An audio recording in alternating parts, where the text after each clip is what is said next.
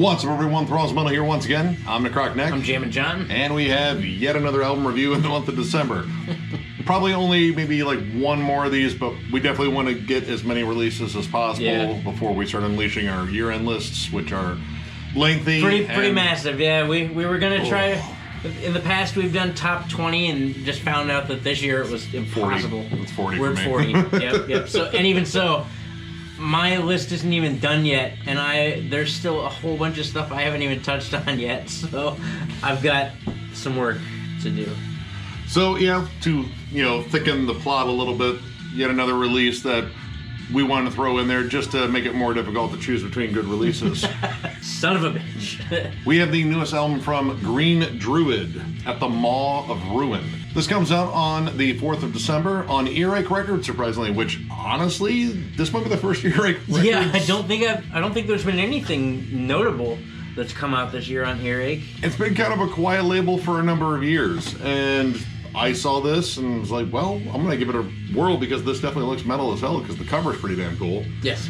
But this band formed in 2015, I think. Their first release came out in 2015, so I'm going to go by that. They are from Denver, Colorado, and this is their second full length. They have one other EP, and that's pretty much all I really know about them other than their frontman slash bassist kind of looks like Michael Cera. He really does. I looked up the picture and I was like, wow, hey, good for Michael Cera. Oh, it's not him. I was like, maybe it's not him, and then I looked up some other pictures and I was like, no, that's him.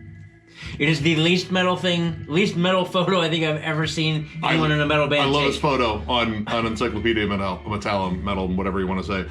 It's hilarious. That is great, man. So this is flat out stoner doom metal.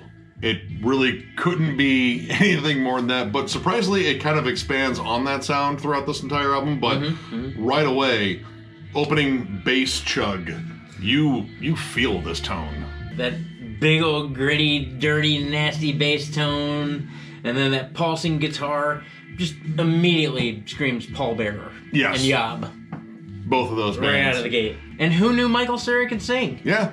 And the vocals are really interesting. They kind of float back between like very airy, kind of breathy, I guess. Yeah. They're always like drenched in reverb. And then you get these almost blackened shrieks that come in later. This band may have done some drugs.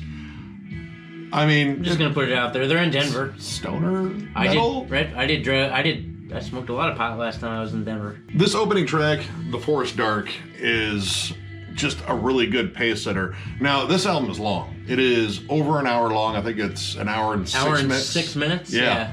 And it is only 6 tracks. So that should give you an idea. And this opening track is a bit over 11 minutes. But it's really cool kind of how it ebbs and flows in the songs. And like a repeated dynamic on the longer songs, the 2 shorter songs are not short, but they're under 10 minutes.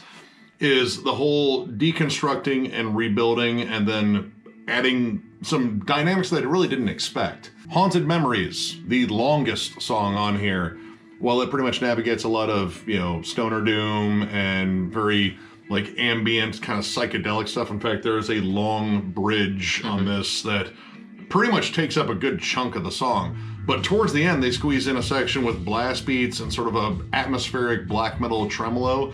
Kind of reminded me more of a band like Death Heaven, which I wasn't expecting anything like that on this. And it was kind of an interesting like layer of atmosphere. These guys like to throw in big atmospheric chunks, sort of like quieting it down and then building it back up to giant doom riffs. Haunted Memories reminds me of back in my early 20s.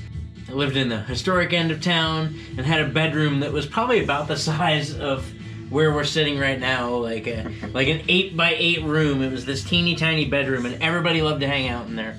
And I had 2 fog machines under my bed, and we used to get stoned and then fog out this bedroom so foggy till you couldn't see the person next to you, and then listen to sludge metal. And that's what this whole thing reminds me of. Yeah, it's really interesting. Like, you hear these really cool vocal harmonies come in on this one, which kind of pop up more in the middle of the album, and then the alternating between those kind of somber but pleasant sort of tones to flat out shrieks and like real throaty yells. And I really liked how this song built up. Now, kind of an issue here on the longer songs. They're all long, okay. But the longer songs amongst the long songs. Yes. This one and Desert of Fury, Ocean of Despair. These guys like, again, that whole deconstruction thing and then rebuilding slowly and just kind of building to big crescendos. Well, sometimes they kind of go a little bit past the big moment.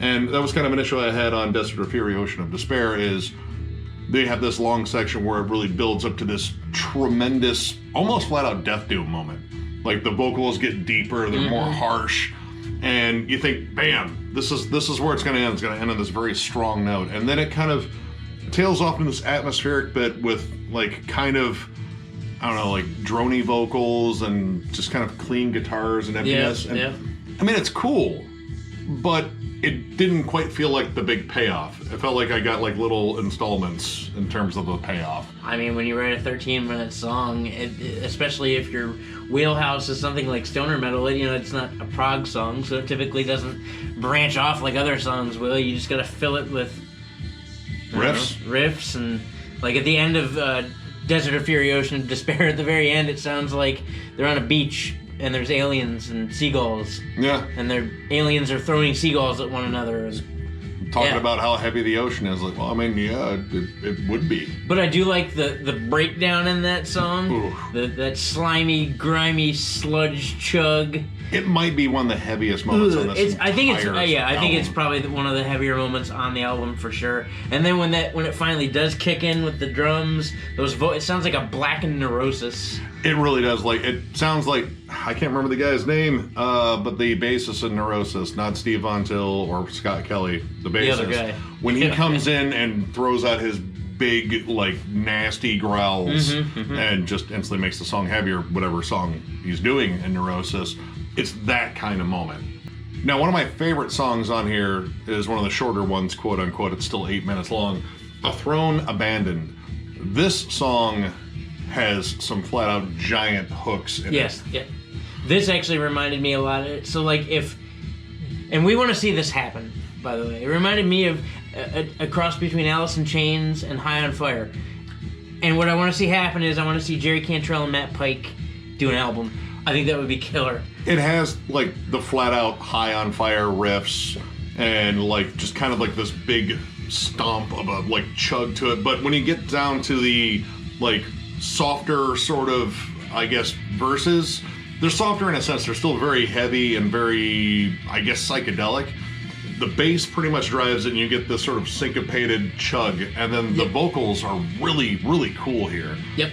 They're very layered. They have that Alice in Chains sort of feel to it, like Jerry and Lane working together to sort of build this beautiful harmony. And how this song just is a flat-out rocker. It doesn't build too much on, like, atmosphere. It just wants to deliver riffs. Except for that middle part where you get that, like, bass solo with the tribal drums underneath it. But it builds. When it does go atmospheric, it reminds me of seeing Primus live. Like, that kind of jam that they get. And the moods on this kind of, like, flip around. Sometimes you get something that's sort of like an anthemic war march, and when you hear the production, like, the drums are huge. Yeah, dude, the production, I actually really like this. Some stoner metal, you don't get good things that show off things like atmosphere. You're just like, well, they were stoned in the studio for that was sure. Heavy. Yep. The drums sound absolutely huge. Like, when they do that sort of, like, tom build-up for war drums, they sound like war drums. They're huge. But when you get down to a song like the closer, Threads, this is where the mood completely shifts. You know, there's no anthemic drive, no like, oh, we're gonna go through the cosmos and expand everything and all that. No, everything gets depressing as hell. This is the most sullen, downtrodden song on the album, and it's pretty much just take all the most depressing bands that maybe aren't even necessarily doom metal, like Portishead. Yeah, Portishead. I get reminded of, like, Portishead and Radiohead. Hole. Yeah. Except throw in, like, breaks that sound very, much like a cathedral sort of, like, heavy doom-laden break. It's a real interesting song, and it is somber all the way through. It kind of reminded me of the song Solitude by Sabbath, except a bit heavier and, I don't know, like, maybe even more downtrodden.